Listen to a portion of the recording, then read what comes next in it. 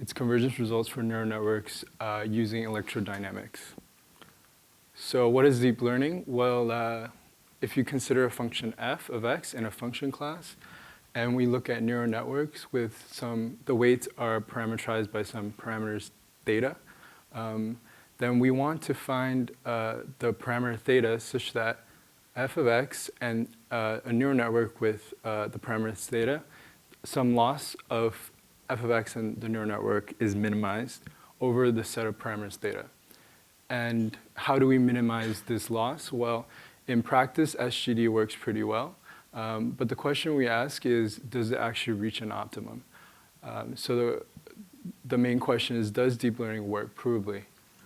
And so why does SGD solve this minimization problem? And there's an expectation over the inputs x. So when the neural network has an input, that input is given according to some distribution, and we take the loss function is some expectation over that input of the L2 error between our function that we want to learn and the neural network with some parameter theta.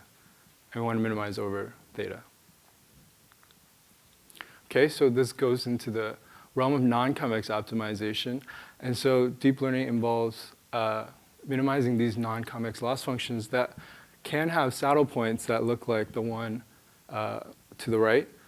Recent results, however, show that SGD escapes these saddle points quite efficiently. And so that's a good thing, but even a simple network can emit many local minimas. So the loss landscape could look like the one on the bottom, where there are a lot of little bumps that are kind of troughs that can kind of, you can get stuck in them, and you're not actually at the global minima. So the best explanation that people had for a couple of years back then was that these random loss landscapes under some assumptions emit mostly saddle points only when the error is high, and when the error is low, you can have the local minimas. So when the error is high, it's mainly saddle points, so you escape it. So most of the time, your error will be quite low when you actually get stuck.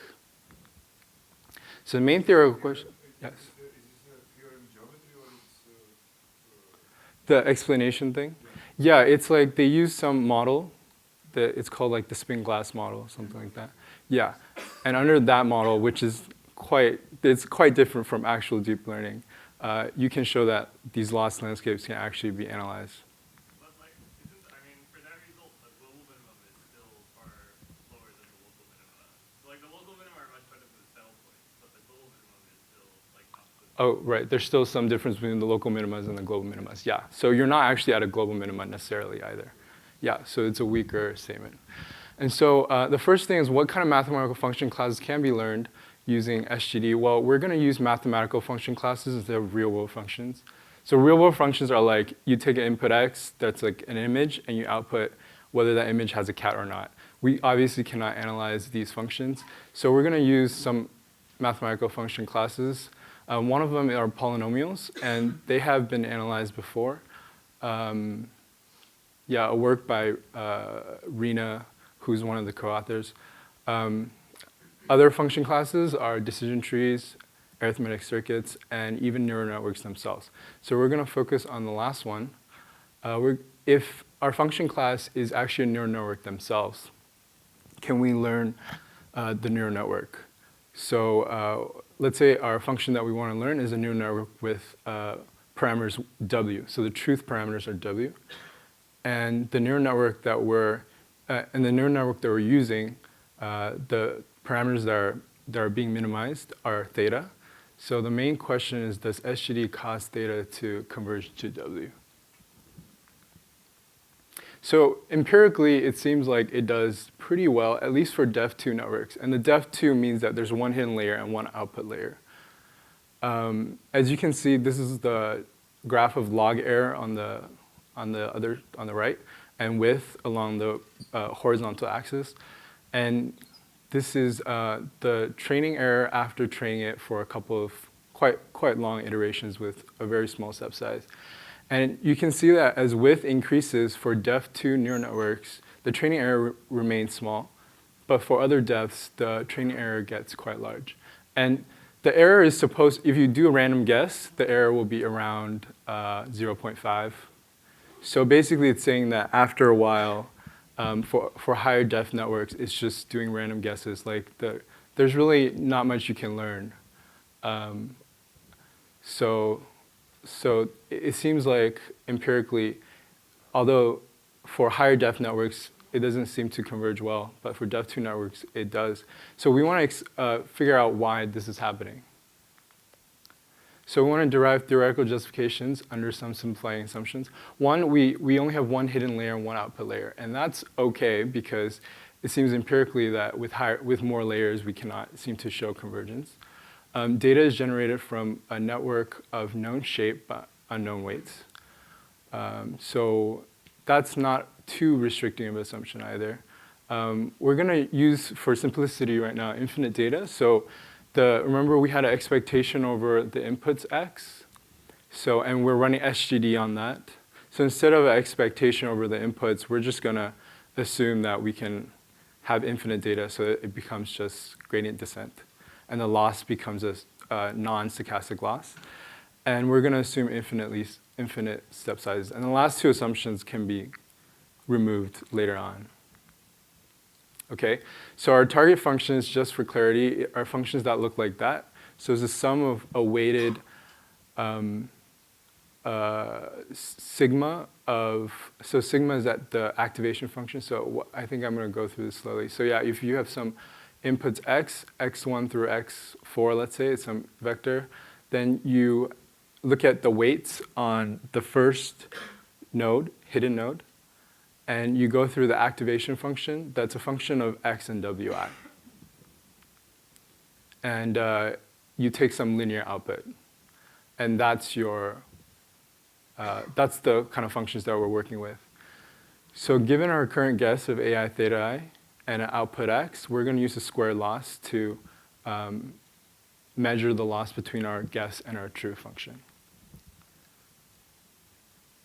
So we're going to use non-adversarial data because there are results that show that learning is NP hard in the adversarial case. And of course, it is not realistic either. So we're going to assume that the training data distribution is standard Gaussian. And it doesn't have to be a standard Gaussian. It just has to be some distribution that you know, and you can transform it into a Gaussian. So under this framework, there has been recent convergence results after like within the last a year or two. So the ReLU activation has been studied a lot under some simplifying assumptions. There's been some results for either convergence of the loss function or convergence to global minima. For the polynomial activation under a very complicated, more complicated loss, let's just say, there's been a result that shows that you get to the global minima under orthogonal assumptions on the weights. But I think that assumption was removed at the end. And also for the ReLU activation, when the hidden weights, so the transfer weights that we're trying to learn are based close to identity matrix, and the output weights are all 1.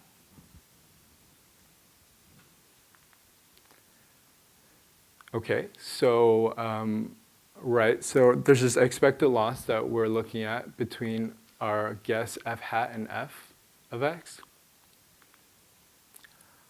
Okay, so now we're looking at gradient descent. So we're going to show the first of our results is gradient descent is kind of, you can view it as electron-proton dynamics. So for now, we're going to assume that AI and BI are 1. AI are the weights that we're trying to learn, and BI are the truth weights. And WIs that you see there, the W1, W2, W3, those are the weights that we're trying to learn. And theta 1, theta 2, theta 3 are the weights that are changing. So we can show that if phi is defined as the expectation of some dot products between sigmas, then under that potential function, the gradient descent is kind of like electron-proton dynamics in that sense. And electron-proton dynamics just simply means that the force under every pairwise particle is given by the gradient of the potential. And kind of the reason why, intuitively, why this happens is we can expand out the square in the loss function. So if you expand the square and if you apply the expectation, linearity of expectation, then you get that these potential functions are what you get at the end, pairwise potential. There's a pairwise potential function for each particle. Yeah, and notice that the potential function also depends on the activation function. So. Okay, and the interesting part is that electron-proton dynamics matches up electrons with protons. So now the question becomes, does each electron match up with proton? So you have some potential that it might not be the electrical potential, which is what we're used to, right? But there's some potential in each pairwise particle. And the question is, does theta match up with W, some permutation of W? So under the electric potential, which is 1/r in 3 dimensions, we have convergence. And this is called Earnshaw's theorem. It says that a collection of distinct point charges cannot be in stable equilibrium under electrostatic forces. So it means that every particle cannot be stable unless they match up. So unless it's a non-distinct point charge. And so, so that would be great if we had some potential like that where we can show convergence. But the natural electric potential has no corresponding activation function. So there's no activation function that gives you the electric potential to cause this result to hold. And I believe I have a slide. Yeah, this is the main intuition behind why Earnshaw's theorem holds is we look at the Laplacian of the function, which is the trace of the Hessian. And for a point charge to be a stable equilibrium, it's a local minima. And a local minima implies that the Hessian has to have all positive eigenvalues, which means that the Laplacian has to be positive as well. However, it ends up happening that the electric potential has a Laplacian of 0 everywhere, except for at the origin, which means that unless 2 point charges actually collide, the Laplacian of the potential between 2 point charges is 0. So this implies that there's no local minima anywhere.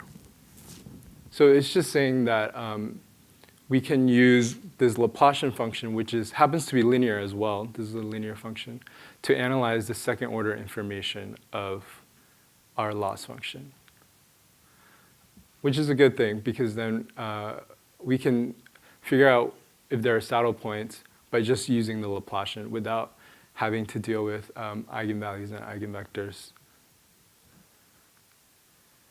And so for many transfer potentials, it ends up that it happens that electron-proton interactions, if you view it as this framework, allows us to get results where the electrons actually do match up with protons under some varying assumptions. So here's what we're going to do. We're going to analyze gradient descent using this dynamics. And so if the electrons do match up with protons for some potential, then we can say that SGD learned the neural network.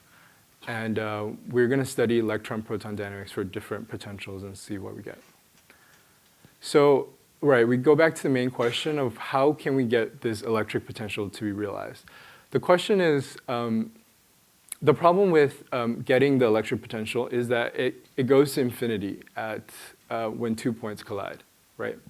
And so there are no activation functions that give rise to this because it's unbounded at 0.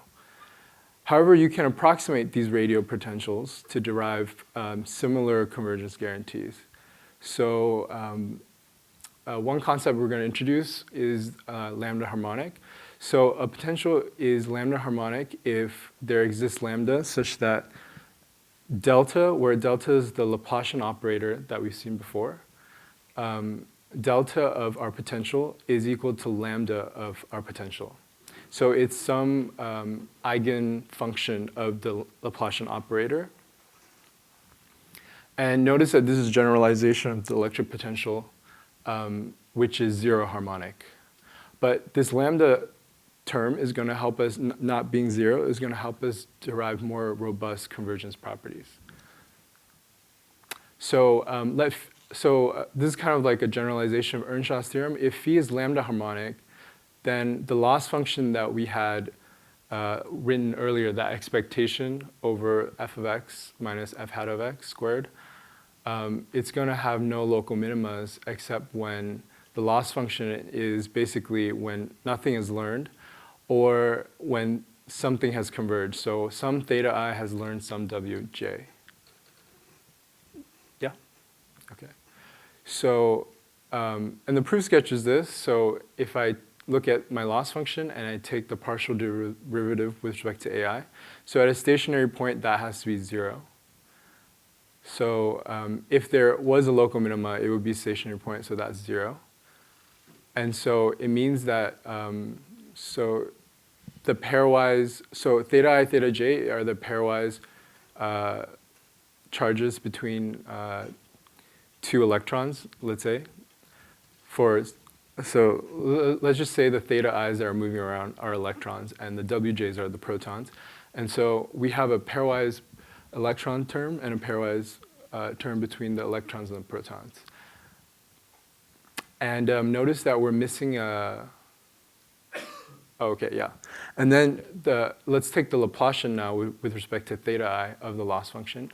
We get something similar, but the only thing that's changed is now we don't have a term between ai and itself. So notice that the first term is the sum over j not equal to I. So using the optimality condition, we can simplify the Laplacian term as lambda times ai. We pull out the lambda times ai, and then there's a minus 2ai times the potential between theta I and theta I. And so, so if you think about the electric potential, it's radial. So theta I, phi of theta I is constant. And in general, the potential we work with, phi theta is going to be constant due to some sort of invariance. So, yeah. In our case, we're going to work with translationally invariant functions. So if you move both theta and w by some vector v, it's not going to change the potential. In general, neural networks are rotationally invariant. So because it's a function of the dot product, but you can kind of derive some equivalence by just restricting your neural network to be on a sphere. And then you can derive results that are rotationally invariant to translationally invariant and vice versa. So notice that this Laplacian is now negative. So it's minus lambda ai squared times something. Phi of 0 is basically positive. So, so it means that our Laplacian is strictly less than 0, which is a good thing because now you know that there is a eigenvalue that is strictly negative. And you can show how negative it is by by looking at how big AI is. So if AI, the charge is big, then it means that it's the Laplacian, the saddle point has more negative curvature. Okay, so an example that we have is phi of r equals e to the r minus r over r. That is one harmonic, and it's realized by the activation function sigma r equals, so k1 of r is known as the Bessel function with, I think it's the first order Bessel function. And so it looks somewhat different from the electric potential, but it has better convergence properties. And notice that this and this correspondence between potential and activation is given by some Fourier analysis that we're not going to go into. It's somewhat technical. And so, but notice that this activation is still unbounded. So what we're going to do is we're going to construct this approximation using our Fourier analysis that we had before. So we can construct a radial activation function such that the corresponding potential is lambda harmonic when R is bigger than epsilon. So within a radius around our potential, it is no longer lambda harmonic, but outside that small radius, it is lambda harmonic. So it means that if you are in gradient descent, then we can apply the same convergence properties that we've seen before to show that the Laplacian is always negative outside this radius of convergence. So as long as every theta I and wj are apart by a radius of epsilon, it means that our Laplacian is negative.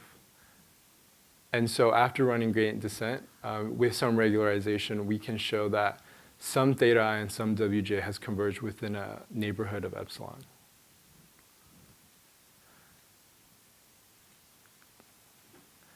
And so, okay.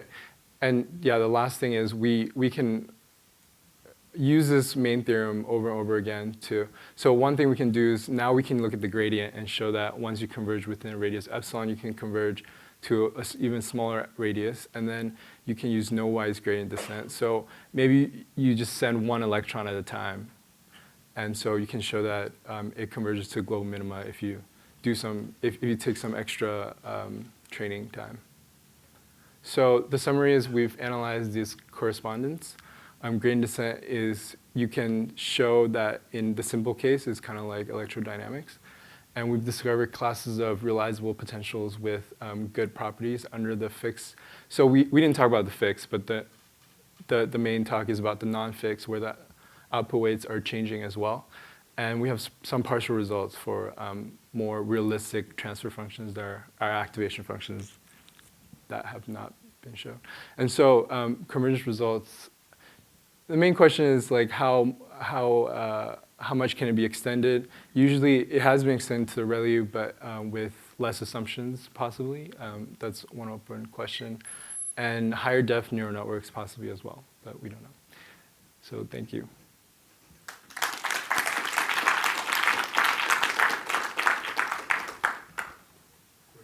Any questions? Yes. So I guess how far away do you think you are from getting to stuff like sigmoided value? Like, do you think these techniques can get to that, or? Yeah, I mean, there are already results that kind of get you there. It's just a matter of reducing the assumptions that you need to use to get the convergence results you want. I think, I mean, it's going to, I mean, I personally think that you need to have some assumptions on how close you are to the actual global minima to show some sort of result. Because I don't think you can be as far away as possible and from like an arbitrary point and actually get to global minima in most of these activation functions. So, yeah. Yeah. There are some recent results that did I hear some recent results that say that there are impossibility, you know, that you cannot do this, you cannot match, you cannot learn exactly the weights of the shallow net by another shallow net, so in general, for some. Oh, yeah. Some activation. Under like what distributional assumptions? Like what assumptions do you make? Okay. Yeah, I mean, if the distributions are arbitrary, then it's impossible.